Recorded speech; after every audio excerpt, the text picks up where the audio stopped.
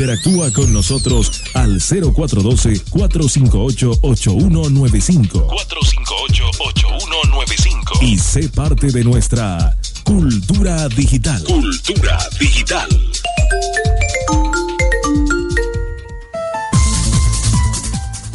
Con 39 minutos hablando de computación cuántica.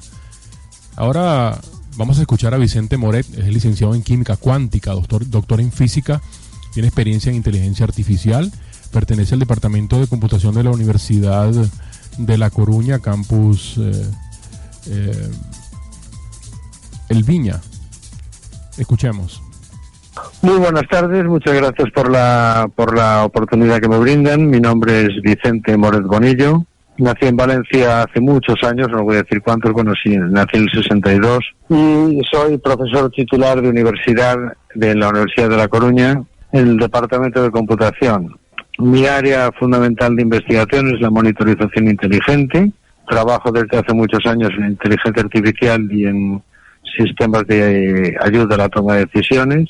He trabajado en Estados Unidos y recientemente, desde una perspectiva académica, por mi formación previa, me ha interesado la computación cuántica, porque desde mi perspectiva de la Facultad de Informática veo que es una necesidad que está ahí ya. De hecho, ya hay realizaciones cuánticas, como seguramente tendremos oportunidad de comprobar un poquito más adelante en esta entrevista. La computación cuántica representa un salto exponencial, ¿no? Si se quiere, si cabe el nombre.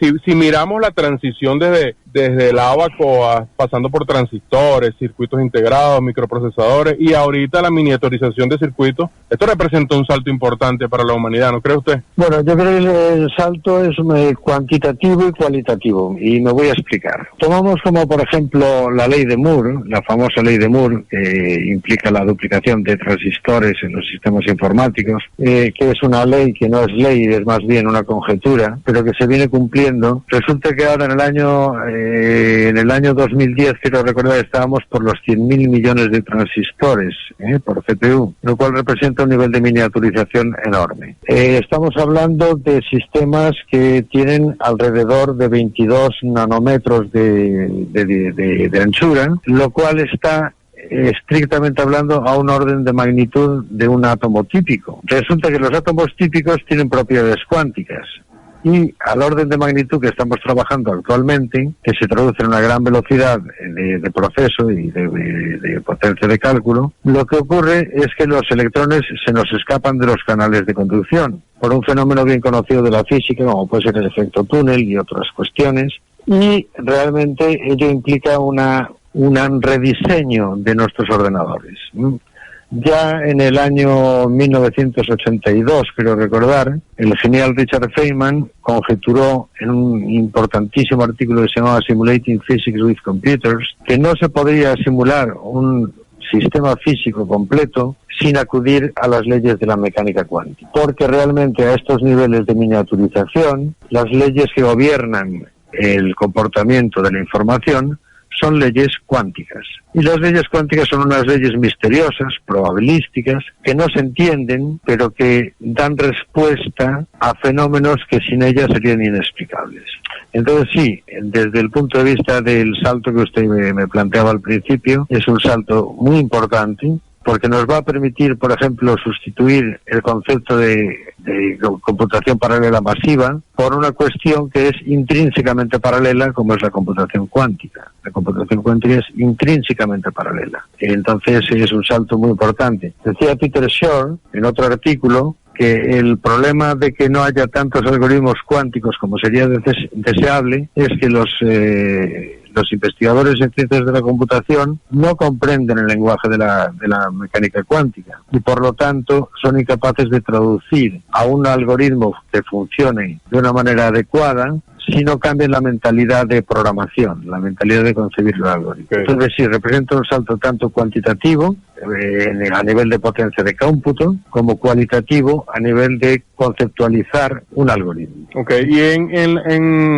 en la Universidad de La Coruña están realizando investigaciones sobre computación cuántica, doctor. Bueno, vamos a ver, estamos empezando a comprender, en este tema yo soy un poco pionero en la Universidad de La Coruña, porque realmente no hay tradición en computación cuántica. Yo estoy tratando de crear una semilla entre mis estudiantes, que ya le digo que son muchos, y realmente veo un interés creciente en la computación cuántica. Lo que estoy tratando es de que vean que problemas de difícil solución en computación clásica son directamente resolubles en computación cuántica. Y le pongo un ejemplo. El tema de la criptografía clásica, convencional, el sistema RSA, por ejemplo, que es inviolable aparentemente, un algoritmo como el de Shor lo craquearía en décimas de segundo, con lo cual toda la seguridad informática se iría diluyendo rápidamente, ¿no? De hecho, los Estados Unidos han dejado de invertir las ingentes cantidades de dinero que invertía en seguridad, en criptografía convencional, porque la computación cuántica está ya ahí. De hecho, tenemos D-Wave, que es un ordenador cuántico de una compañía canadiense, que la propia compañía canadiense ha establecido un consorcio con la NASA, con unas universidades estadounidenses y para distintos fines, y la verdad es que está funcionando bien.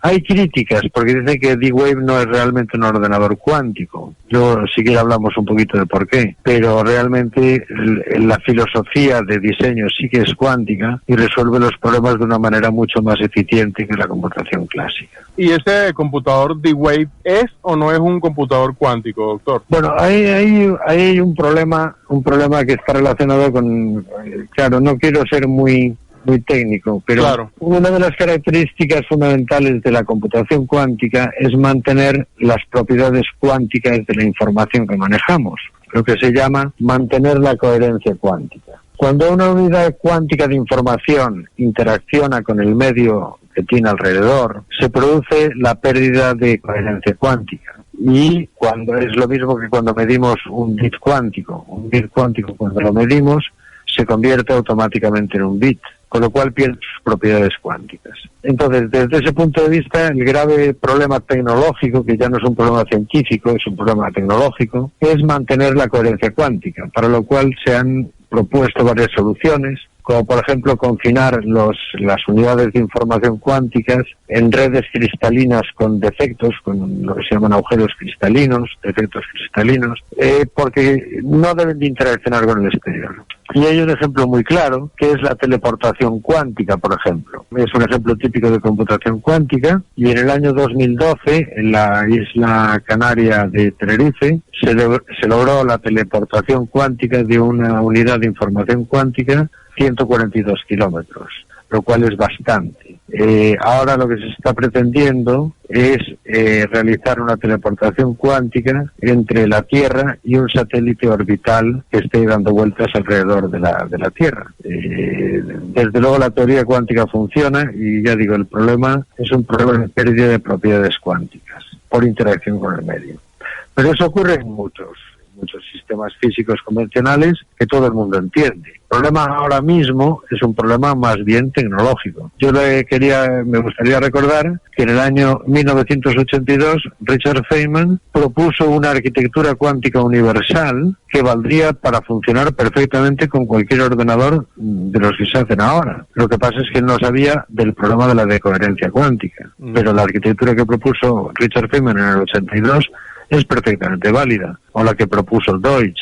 Entonces, asistimos a una revolución que es muy interesante, porque la computación cuántica no es que valga para todo, porque no vale para todo, pero vale para resolver problemas que con la computación clásica sería directamente inviable. Problemas que serían NP completos o problemas que directamente no tienen solución, pues serían fácilmente resolubles con un ordenador cuántico. Okay. Pero la teoría que hay detrás está ya muy desarrollada, los aspectos tecnológicos son más complicados de resolver.